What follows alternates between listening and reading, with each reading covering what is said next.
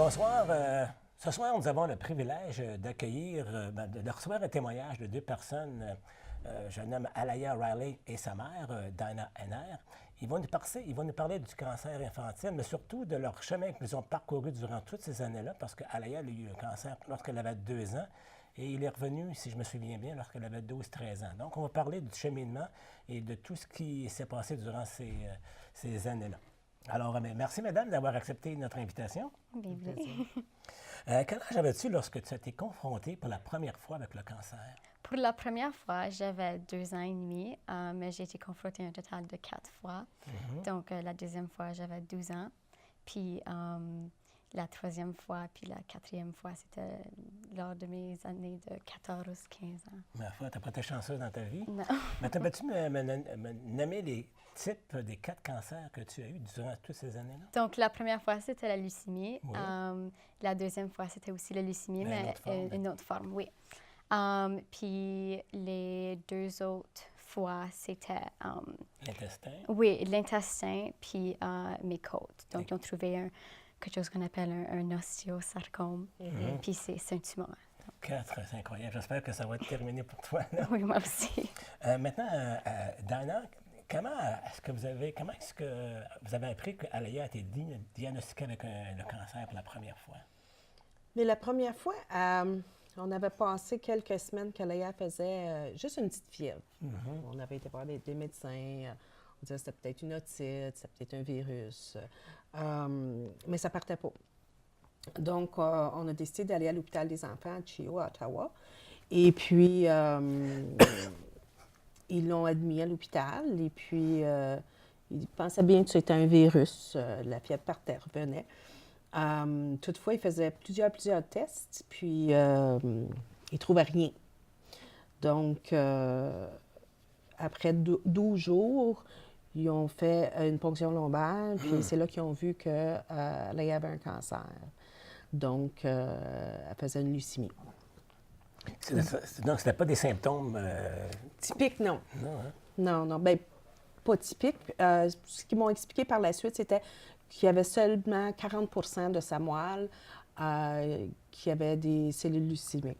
Donc, c'était pour ça que ça paraissait moins, ou ça a été plus difficile, plus long à diagnostiquer. Puis quand on vous a appris qu'Alaya avait le cancer, comment avez-vous réagi? Bien, je pense que c'est ça. Personne ne s'attend. En tout cas, nous, on ne s'en attendait pas. Elle faisait une petite fièvre, là. On nous avait dit que c'était un virus. Donc, on a pleuré. On était inquiète. On avait peur. On ne savait pas ce que ça voulait dire.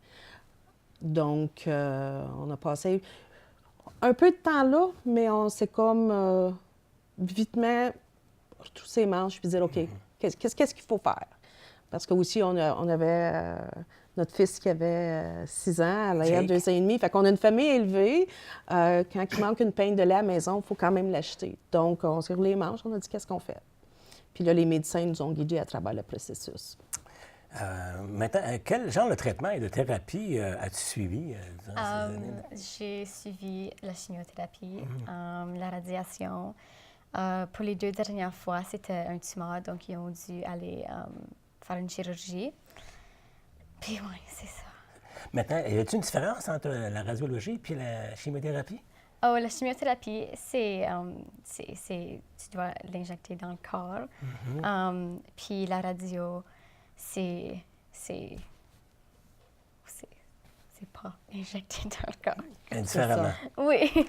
C'est moins pire la radio que la chimio. Tu me disais que c'était plus difficile, il y avait plus d'effets secondaires avec définitivement. Avec la chimio. C'est ça. Puis elle a eu 2 greffes pour ses leucémies. Une quand elle était petite. La moelle osseuse?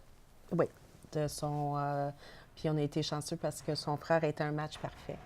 Donc, elle a reçu une fois à Toronto quand elle était petite, et puis à Sainte-Justine, à Montréal. Puis la première fois, elle avait 3 ans quand c'est arrivé. Puis son frère, c'est Jake, hein? Oui. Il avait 7 ans à ce 7 temps-là? ans, oui. Puis il y a eu une deuxième chirurgie aussi quand tu avais 12 ans? 12 ans, oui. C'est ça. Puis Jake avait 16 ans. Donc 2 fois. Quelle est ta relation avec ton frère depuis... C'est-tu la même que tout le monde? Ou... Oui, c'est assez normal. Donc, on se taquine. Ah, c'est Oui, bien. C'est ça. c'est une bonne relation. Oui. Parce que j'ai eu Jake ici, je vous en avais parlé, lors du concours LOL, et puis il avait fait une belle prestation. Il était avec un de ses amis, malheureusement, je ne me souviens pas de son nom. Il faisait le concours LOL avec l'école La Citadelle. Donc, c'était un de mes coups de cœur que j'avais noté, que j'avais bien aimé. C'est ça. Donc, ils partagent le même ADN.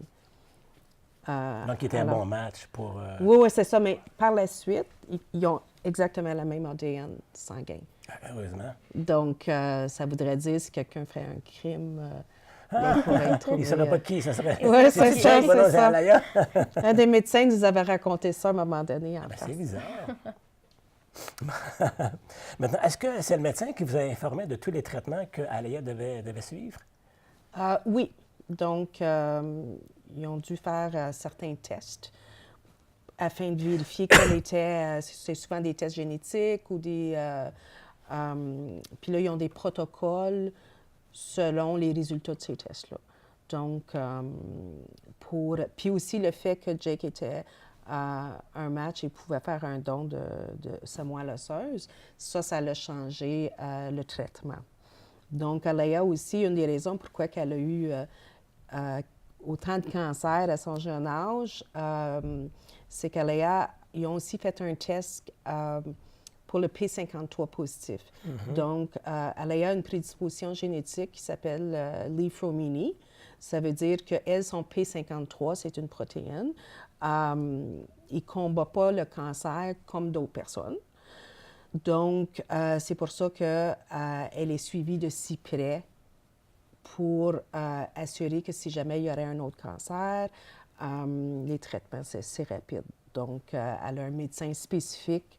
Puis c'est le spécialiste actuellement, pas juste du Canada, mais du monde. Oh.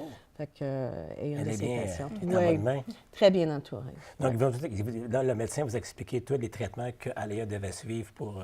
C'est ça. Puis aussi, qu'est-ce qu'elle suit, puis aussi qu'est-ce qu'elle doit pour faire le suivi. OK. Pour faire les Donc, suivis, vous on étiez bien regarde guidée. pourquoi. Oui.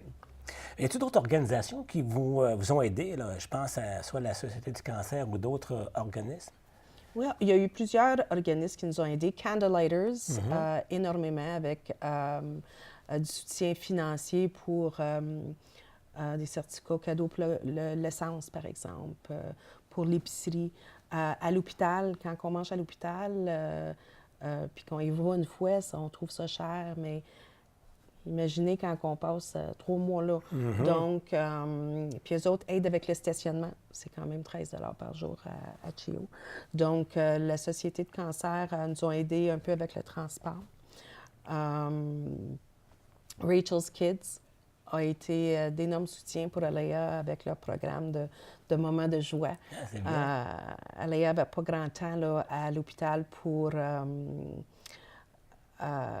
des activités. Donc, elle a assuré qu'Alaya pouvait magasiner pour faire ces choses-là. Mais nous, on a eu énormément... C'est la communauté qui a été notre plus grand soutien. Très généreux. Très, très généreux. Maintenant, nous allons arrêter pour quelques minutes. Nous allons prendre une petite pause et puis nous allons revenir tout de suite après ces quelques commerciaux.